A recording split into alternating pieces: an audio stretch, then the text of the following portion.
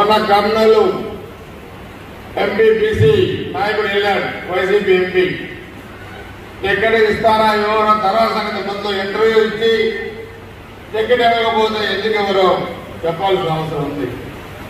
అలాంటి బీసీ నాయకుడికి present MP కూడా తాడేపల్లి పంపులకి నో ఎంట్రీ, ఎస్సీ నాయకుడికి నో ఎంట్రీ. అంటే టికెట్లు నిరాకరించాలని వైసీపీలో బీసీ నాయకులు ఎస్సీ నాయకులు ఉంటారు తప్పితే మీ సామాజిక వర్గం వాళ్ళు ఉండరు. కనీసం లోనికి పిలిచి మాట్లాడి అదృష్టాన్ని కూడా కోల్చుకోలేదు. చంద్రబాబు నాయుడు గారు ఢిల్లీ అయితే అన్ని మరి బీసీ నాయకులు కానీ ఎస్సీ నాయకులు కానీ అన్ని కులాల నాయకులు పార్లమెంట్ సభ్యులు పక్కన కూర్చొని మీటింగ్ లో పాల్గొంటారు. ఈ వ్యక్తి ఢిల్లీ వెళ్ళినా లేకపోతే ఇంకొకటికే వెళ్ళినా అందరూ ద్వారం దగ్గర నిలబడి చేతులు కట్టుకుని నిలబడాలి. ఎమ్మెల్యేలు, మంత్రులు, ఎంపీలు అందరూ ఒక రాత్రికం. డాయస్ మీద కూర్చుంటే చంద్రబాబు నాయుడు పక్కన అన్ని కులాల నాయకులు కూర్చుంటారు. కానీ ఆ వ్యక్తి కూర్చుంటే ఒక్కటే సింగిల్ చైర్, డాయస్ మీద ఇంకో చైర్ ఉండదు. అందుకే ఈరోజు రాష్ట్రంలో బీసీ సోదరులు దారుణంగా హత్యగావించబడ్డారు, దారుణంగా ఆస్తులు ధ్వంసం చేశారు.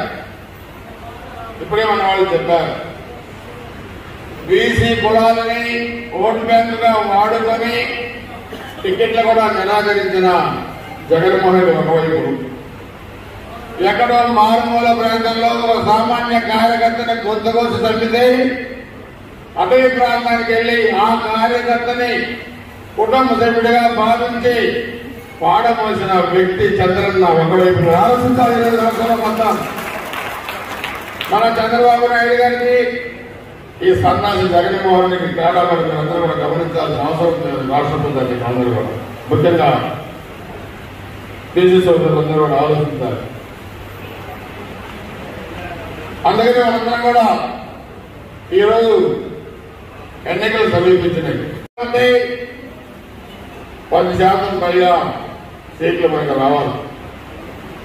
26 వచ్చినాయి. ఆ రోజు నందమూరి తారక రామారావు గారు అన్నగారిని అడిగారు.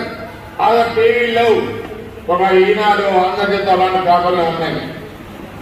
89, 94, 5 సంవత్సరాలు అధికారంలో ఉన్న కాంగ్రెస్ పార్టీకి ప్రధాన ప్రతిపక్ష హోదా రాకుండా ఎలా చేయగలిగారు అన్నగారంటే ఆయన చెప్పాడు ఒక మాట, నిశ్శబ్ద విప్లవం. ప్రజల్లో నిశ్శబ్ద విప్లవం ఉంది. ఈ రోజు కేసు పెట్టాలని భయపడచ్చు, లేకపోతే స్కీమ్ తీసేస్తారని భయపడచ్చు. కానీ రేపు పోలింగ్ బూత్లో పోయిన తర్వాత ఫ్యాన్ రెక్కలు వెనగదీసి తీసి అవతల వినేస్తారు ఆంధ్రప్రదేశ్ ప్రజలని. ఈ సన్నాసులు గుర్తుపెట్టుకోవాల్సిన అవసరం ఉంది వచ్చే ఎన్నికల్లో చెప్పి స్పష్టంగా తెలియజేస్తా ఉన్నాను. అందుకే ప్రధాన ప్రతిపక్ష హోదా వైసీపీ పార్టీకి రాదు వచ్చే ఎన్నికల్లో. అధినేత కుటుంబాన్ని అవమానించారు, అమానుషమైన పదాలు, భాష వాడారు, పవన్ కళ్యాణ్ గారిని వ్యక్తిగతంగా దూషించారు. దూషిస్తే పదవి, తిడితే పదవి, చంద్రబాబు నాయుడు గారి ఇంటి మీద దాడికి వెళ్తే మంత్రి పదవి, లేకపోతే చెత్తకపోతే టికెట్ ఇవ్వం. ఇవన్నీ కూడా మీరు చూస్తున్నారు. మీరు తిరిగితే టికెట్ ఇస్తారని కొంతమంది మీరు టికెట్ ఏమైనా పర్లేదు మీరు తింటామన్నారు. అందుకే చెప్పకుండా టికెట్లు మానుకున్న వ్యక్తులు ధన్యజీవులు. టికెట్లు తెచ్చుకున్నాడు కూడా రేపు మనం గెలవడం చేసే సమస్య లేదు.